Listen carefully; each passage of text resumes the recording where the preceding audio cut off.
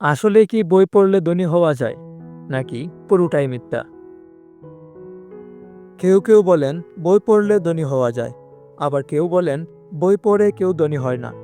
আসলে কোনটা সত্য? এই কথাগুলো আসলে আংশিক সত্য।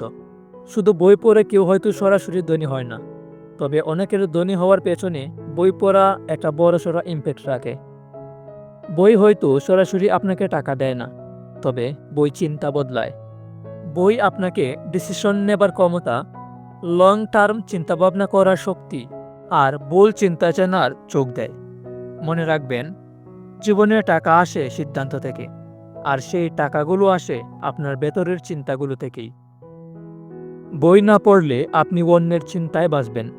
আপনি যদি বই না পড়েন, সমাজ আপনাকে চিন্তা দিবে, সোশ্যাল মিডিয়া আপনার মতামত ঠিক করে দিবে, অন্য মানুষরাই আপনার লক্ষ্য ঠিক করে দিবে। আর বই পড়া মানে নিজের কন্ট্রোল নিজেই তৈরি করা। বই আপনাকে আগে ভাবতে শেখাবে। বেশিরভাগ মানুষ দেখবেন আগে ভুল করে, তারপর সেই ভুল থেকে শিখে। আর বই পড়া মানুষ আগেই শিখে, তারপর ভুল এড়ায়। বই আপনার লেভেল আপ করবে একদম চুপচাপ। বই পড়ে আপনি হঠাৎ করে বড়লোক হয়ে যাবেন না, কিন্তু আপনি আস্তে আস্তে টের পাবেন আগের কথাগুলো আর আপনাকে টানে না। আগের আড্ডাগুলো বেশ ফাঁকা লাগছে, আগের স্বপ্নগুলো ছোট লাগছে। এটাই হচ্ছে বই পড়ে লেভেল আপ হওয়া। আপনি খেয়াল করবেন, বেশিরভাগ ধনী মানুষেরাই বই পড়ে, কারণ তারা শিখতে ভালোবাসে। তারা শর্টকাট না, সিস্টেম বানায়। তারা আজকের আরামের জন্য আগামীকালকের দিনটা হারাতে চায় না।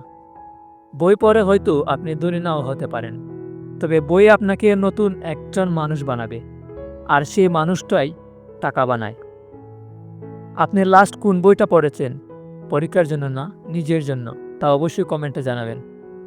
আর নিচে আমি 3টে বইয়ের লিস্ট দিয়ে দিচ্ছি, চাইলে সেগুলো পড়তে পারেন। ভিডিওটি ভালো লাগলে একটা সাবস্ক্রাইব করে দিবেন, আর ফেসবুক থেকে দেখলে একটু ফলো করে দিবেন। আর অবশ্যই শেয়ার কমেন্ট করতে ভুলবেন না।